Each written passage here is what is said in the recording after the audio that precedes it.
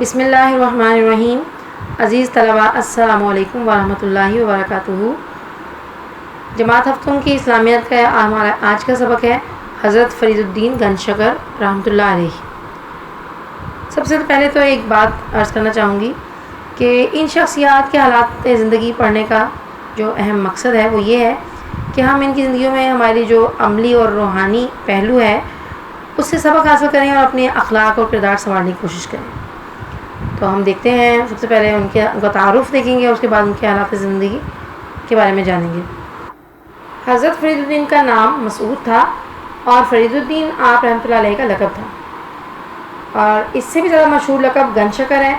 عقیدت مندوں کی اکثریت جو ہے وہ آپ رحمۃ اللہ علیہ کو بابا فرید کے نام سے یاد کرتی ہے۔ آپ اکثر اپنے گرد و پیش میں لوگوں کو کہتے سنتے ہوں گے بابا فرید یا بابا فرید گنج شکر، تو ان ناموں سے، ان القابات سے وہ زیادہ جانے جاتے ہیں۔ آپ رحمۃ اللہ علیہ کی ولادت 29 شعبان کو 569 ہجری میں قصبہ کھتوال میں ہوئی۔ آپ کی ولادت کے چند سال بعد ہی آپ کے والد وفات پا گئے، یعنی آپ کے بچپن میں ہی آپ کی والد کی وفات ہو گئی تھی۔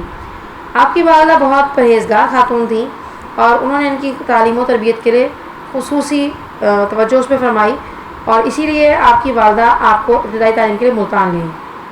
اس وقت آپ کی عمر تقریباً 12 سال تھی، اور ملتان شہر کا شمار اس وقت علم و فضل کے عظیم ترین مراکز میں ہوتا تھا۔ ملتان میں آپ نے سب سے پہلے قرآن پاک حفظ کیا، پھر مروجہ نصاب کی تعلیم حاصل کی، یعنی جو اس وقت کے رائج علوم تھے، جو اس وقت رائج تھے زمانے میں، وہ ان کی تعلیم انہوں نے حاصل کی۔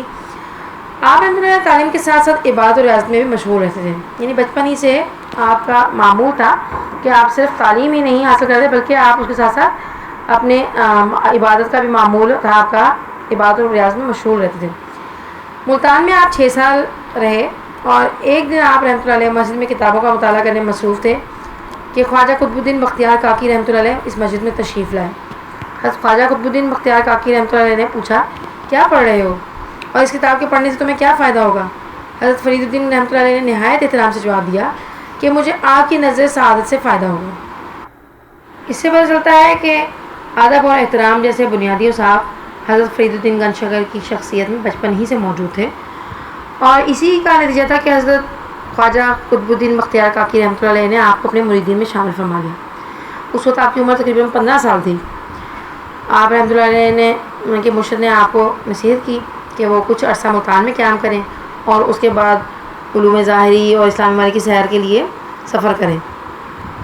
یعنی ہم دیکھتے ہیں کہ علم اگر ہم حاصل کرنا چاہتے ہیں اور کوئی بڑا درجہ پانا چاہتے ہیں تو اس کے لیے ایک چیز جو شخصیت میں موجود ہونی چاہیے وہ ادب اور احترام، بزرگوں کا، جو بزرگ ہیں ان کا ادب اور احترام ضروری ہے۔ اور دوسرے یہ کہ علم حاصل کرنے کے لیے محنت، کوشش اور سفر، یہ ہم دیکھتے ہیں کہ انہیں مسلمانوں میں خاص طور پہ علم کے حصول کے لیے سفر کا جو تصور ہے وہ بہت پایا جاتا ہے، اور بہت زیادہ سفر کیا کرتے تھے وہ، یہاں تک کہ بعض تابعین وغیرہ میں یہ ملتا ہے کہ ایک حدیث کے حصول کے لیے وہ لوگ کتنے میلوں کا سفر کر کے، کتنے دنوں کا سفر کر کے جایا کرتے تھے۔ تو یہ چیز یہاں پہ بھی میں نظر آ رہی ہے کہ ان کے جو مرشد تھے انہوں نے ان کو علم کے حصول کے لیے اور اسلامی معرفت کی سیاحت کے لیے سفر کرنے کی نصیحت کی۔ حضرت فرید الدین رحمۃ اللہ علیہ حصول علم کے لیے بغداد، بلخ، بخارا، بیت المقدس، مدینہ منورہ اور مکہ مکرمہ گئے۔ آپ رحمۃ اللہ علیہ 3 سال تک حرمین شریفین میں رہے۔ اسی بعد آپ رحمۃ اللہ علیہ اپنی والدہ کی قدم بوسی کے لیے کھتوال میں ان کی والدہ رہتی تھی، وہاں پہ ان سے ملنے کے لیے آئے، اور پھر وہاں سے دہلی چلے گئے جہاں پہ حضرت خواجہ قطب الدین بختیار کاکی رحمۃ اللہ علیہ سے ملاقات کی، اور آپ رحمۃ اللہ علیہ نے ان کی آمد پر خوشی کا اظہار کیا۔ ہم دیکھتے ہیں کہ حضرت فرید الدین گنج شکر کی عبادت اور ریاضت کے بارے میں، کہ ان کی عبادت اور ریاضت کا کیا معمول تھا۔ حضرت بابا فرید الدین رحمۃ اللہ علیہ مہینے میں صرف 2 بار اپنے مرشد کی خدمت میں حاضری دیتے تھے، اور مہینے کے باقی ایام جو ہیں وہ اپنے مرشد کے حکم کے مطابق عبادت اور ریاضت میں گزارتے تھے۔ آپ رحمۃ اللہ علیہ کی عبادت اور ریاضت کے فیوز و برکات دیکھ کر معروف بزرگ حضرت خواجہ معین الدین چشتی اجمیری رحمۃ اللہ علیہ، جو کہ آپ کے مرشد کے بھی مرشد ہیں، یعنی آپ کے ایک طرح سے جو استاد تھے جن کے آپ وہ ہیں معتقد ہیں، ان کے بھی آگے یہ مرشد تھے، تو انہوں نے آپ کی جو عبادت و ریاضت ہے اس کو دیکھ کے فرمایا تھا کہ یہ ایک ایسی شمع ہے جس سے درویشوں کا خاندان منور ہو جائے گا، خانوادہ درویشہ منور ہو جائے گا۔ خانوادہ درویشہ کیا؟ درویشوں کا خاندان منور ہو جائے گا۔ اور آپ رحمۃ اللہ علیہ کے لیے دعا فرمائیں۔